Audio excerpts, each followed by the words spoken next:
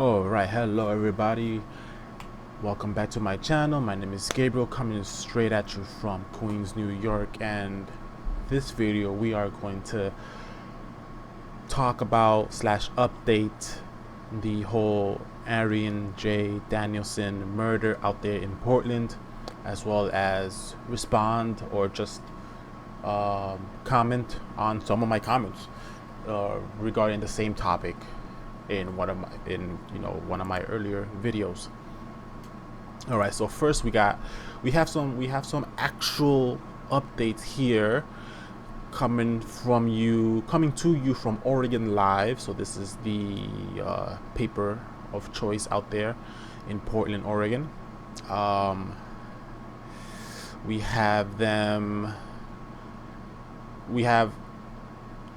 the confirmed witness, which was a live streamer. His name, I'll bring it up shortly here. There we go. His name is Justin Dunlap. And we also have a suspect by the name of Michael Forrest Reynolds. He's 48 years old. He's being investigated in connection to the killing, obviously. If I'm not mistaken, his sister is the one that turned his name in to the police. She says that she recognizes her brother in the video as the shooter. He is an upstanding citizen, of course. He has stolen his mother's seizure medication, has been arrested for illegal possession of guns, for driving under the influence of various drugs and alcohol. So, you can already get the picture of who it is that we're dealing with here. If this guy is the guy in the video, which it is according to his sister. So, no arrests have been made. He's just under suspicion by the police at this moment. And we have here a small statement by Justin Dunlap, right? This is the guy that recorded the whole thing happen. All right. He was okay, so Justin said he was walking south on the east side of 3rd and about to cross the Alder Street intersection when he heard shouting. He said he saw a man, Danielson, pull something up from his hip with his right hand, and a big cloud of mace goes in the air. So, if you've seen the video, which you probably has, Danielson was reacting to the shooter, potentially Reynolds, walking up to him with a gun in the hand, with his gun already out. Okay, Danielson is not, if somebody's walking up to you, yeah, you're gonna turn to face them. Okay, especially when they're pointing at you, calling you out. So Dunlap said a half second later there were 2 pops of gunfire and Danielson collapsed. Okay, so it's very simple. It's an easy thing to see in the video. You have the shooter and his friend. They say we have another one right here. Right, so they were out there. This is typical goon activity. These type of people here, that are doing drugs and running illegal guns and all this type of nonsense. This is typical goon activity. You have the shooter and his buddy. His buddy's out here saying we have another one right here. All right, and then you got the shooter. So the guy that called out Danielson, we have another one right here. He is walking in front of Danielson, cutting off his path, while at the same time you can see this in the video. Danielson is initially walking towards the guy that is calling out, saying we have another one right here, right? At that same time, you have the shooter walking behind Danielson, so that when Danielson turns around, he is already turning around. The shooter is already in his path, So his initial pass was being blocked by the guy that said, we have another one right here, right? And then the shooter, the guy that said, where? Here? Right here? Also blocked his escape route, basically, right? Because Danielson's reaction to the first guy is to just turn around and leave. That was his reaction. But then the other guy, the shooter, is already there in front of him. So Danielson pulls out his bear mace, thinking, you know what, I'm gonna spray this dude and I'm gonna leave, and you know I'm gonna spray and get the fuck out of here because this dude's trying to do something to me, right? So he tries to spray them. He gets off maybe a puff, but then what happens? The shooter already has his gun in his hand. Pop, pop, 2 in the chest of Danielson. It's typical goon activity. You see this on the streets all the time. I grew up in East Harlem. I grew up in West Harlem. I live in Queens, New York, bro. Like, you're not gonna tell me that this this is how this happens, all right? So I mean, that's the update. Is you have Justin Dunlap. He's a witness there. He's working with the police, telling him what happened. The video has gone viral. Everybody's seen it. All right. Then you have the sister of this Michael Forrest Reynolds dude telling cops, "I recognize my brother. He's the shooter." That's where we're at right now in terms of the Aaron J. Danielson situation. Now, I want to briefly touch on some of the most common topics that I saw pop up in my comment section with my initial video. Right? So, and from what I've noticed, there's a lot of misconceptions and just false information that people are just so either they made it up themselves and are just posting it in the comments just to spread misinformation, or they were fed this propaganda by somebody and they just took it for granted because it feeds their narrative. Okay, so first of all, we need to paint the picture, right? What was going on in Portland that day?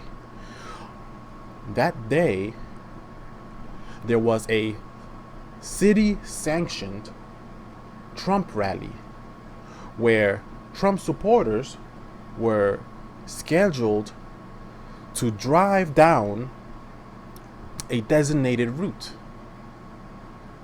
The city knew about this. It wasn't an invasion. It was a presidential rally. They were in their trucks, in their cars. They got the Trump 2020 flags out.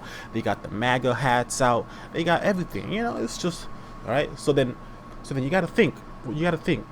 What would have happened? What would have happened?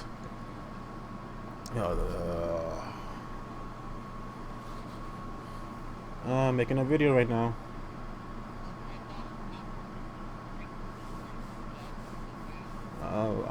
I'll bring it when I'm done. Yeah.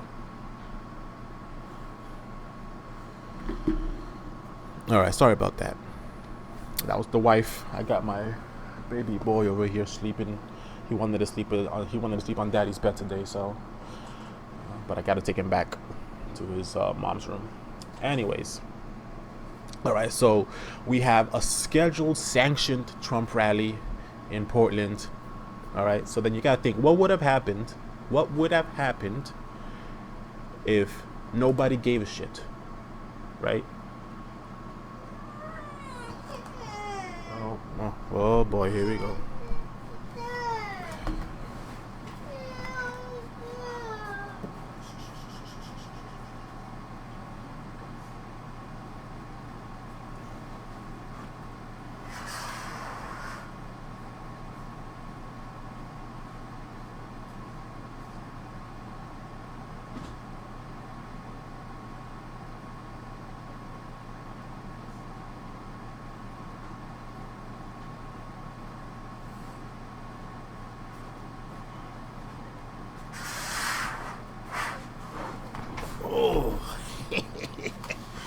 And you don't get a break from being a dad ever. Okay, so anyways, what was I saying? What I was saying, I'm gonna leave all of that in. What I was saying is that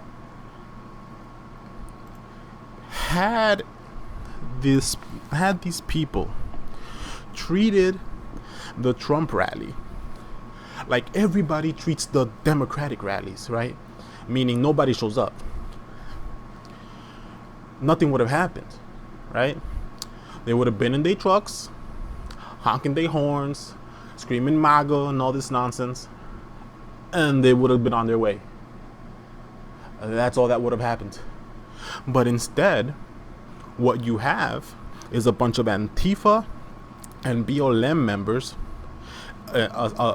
along with their goons and their criminals, out here agitating these people who are just trying to have a freaking rally. They're trying to have a presidential rally because guess what? The election is in 2 months and a half. All right. So yeah, presidential rallies are a bit of a common thing at this point in the year. But see, these are the people, the Antifa, the BLM. They're so crazy. They're so deranged that they feel that these people are a threat simply by being present.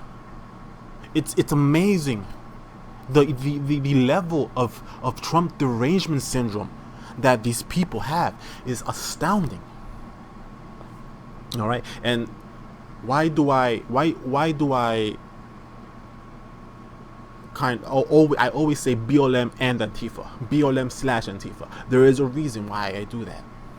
I feel I am justified in doing that. All right, and I will make a separate video talking about why it is accurate to always say BLM/Antifa or BLM and Antifa.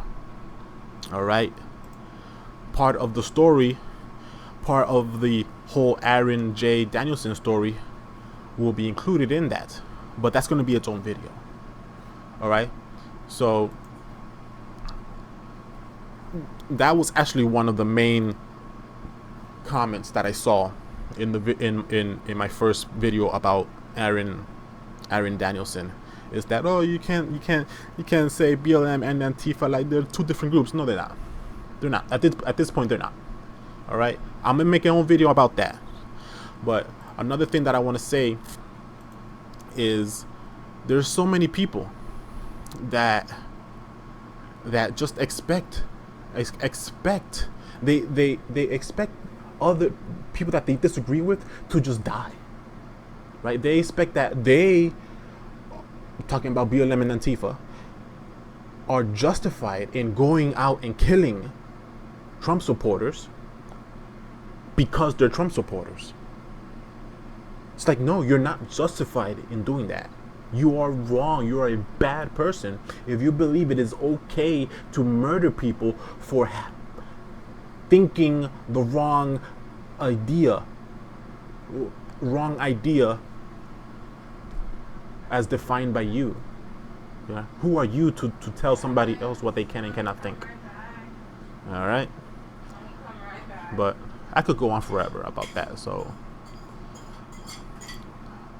I'm gonna make another video shortly. See you soon. That's all.